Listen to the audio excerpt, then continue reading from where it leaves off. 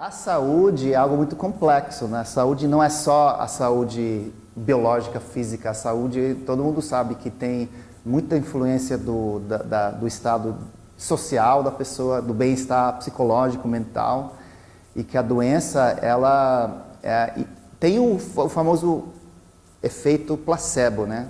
Que o efeito placebo é quando, se você dá um remédio, você pode dar uma pílula de açúcar para uma pessoa, mas como a pessoa recebe aquele remédio na expectativa de uma cura, funcionam, os placebos funcionam, e a indústria farmacêutica tenta tirar o efeito placebo. Tipo, você dá remédio para dor de cabeça para 10 pessoas, remédio mesmo, aspirina, e para 10 pessoas você dá uma pastilha igualzinho, só de açúcar.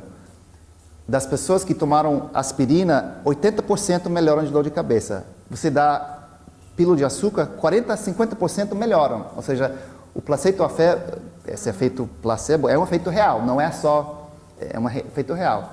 Então, a indústria farmacêutica tenta tirar isso.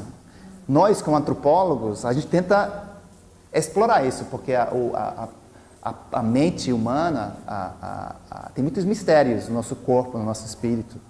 E os pajés aproveitam de seus conhecimentos para ativar.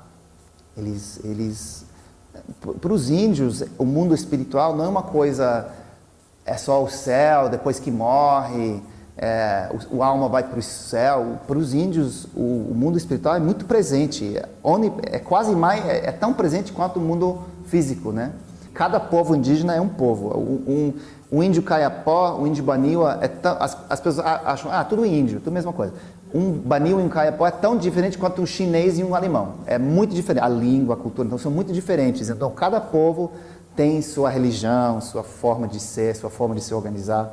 E os conceitos também valem muito. Mas tem certas, quando você vê no nível amazônico, tem certos conceitos que são bem espalhados. E o jeito que muitos antropólogos veem esse mundo espiritual é como se fosse o mundo físico, o mundo espiritual está ali atrás, é muito próximo, e é muito próximo, mas ao mesmo tempo é muito distante, porque tem como se fosse um véu que separa o mundo físico e o mundo espiritual. É onde são feitas as decisões de vida e morte. O mundo espiritual é a que tem uma ingerência direta sobre o mundo físico, não? O espírito é mundo real, não é? Mas o que acontece é que tem essa como se fosse um véu, e aí as pessoas não conseguem ver o mundo real. O mundo real, espiritual é o mundo real, mas tem um véu, então as pessoas não conseguem. Então é muito próximo, mas é muito distante. Então os pajés, eles têm a capacidade, por forma de meditação, por rezos, por uso de certas plantas sagradas, eles têm a capacidade de passar por aquele véu e de repente perceber por trás dessa realidade aparente física a outra realidade espiritual, que é o que decide. Então a pessoa está doente no mundo físico porque tem um distúrbio espiritual atrás. E se você pode dar remédio, você pode dar injeção de antibiótico, você pode usar planta, mas enquanto não resolver aquele problema espiritual que está por trás daquele véu,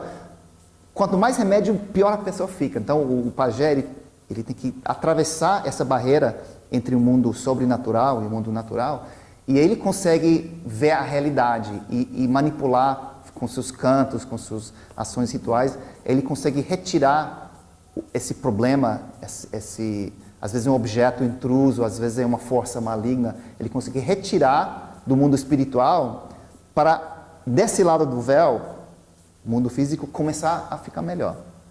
Eu acho que, por mais que a ciência, ou seja, a ciência, esse trajetório foi um trajetório científico, né? Eu comecei na realidade eu comecei na arqueologia, aí acabei virando antropólogo. Então, ao longo da trajetória, a pessoa sente uma curiosidade e tem que ser guiado por aquela curiosidade. Teve um momento que eu quis ser médico, mas eu comecei a trabalhar em hospital, no laboratório, eu odiava aquilo, eu queria estar na natureza, lá do fora. Então, a gente tem que seguir a curiosidade intelectual, mas também seguir os instintos, né? E se você está fazendo uma coisa muito bacana, que paga bem, que traz reconhecimento, mas não está feliz, não se sente bacana, esse é um sinal que você não está bem. Então, acho que você tem que, na medida possível, hoje em dia, a gente nem consegue fazer tudo o que a gente quer, porque a economia tem que ter bolsa, tem que ter apoio, mas na medida possível, tentar aproveitar as oportunidades que a vida dá, que as bolsas de pesquisa dão, para fazer uma coisa que ao mesmo tempo traz algum dinheiro, estimula a curiosidade e levanta a paixão. Então, essa minha paixão me levou para a ciência, mas hoje em dia, ainda sou cientista, trabalho nessa área, mas eu estou vendo que tem certas realidades que a ciência tem seu limite. Então, para ultrapassar, para expressar as diferenças culturais, para entender esses mundos diferentes, eu acho que tem outras formas de expressão, ficção, não ficção, que às vezes trazem uma realidade até mais profunda.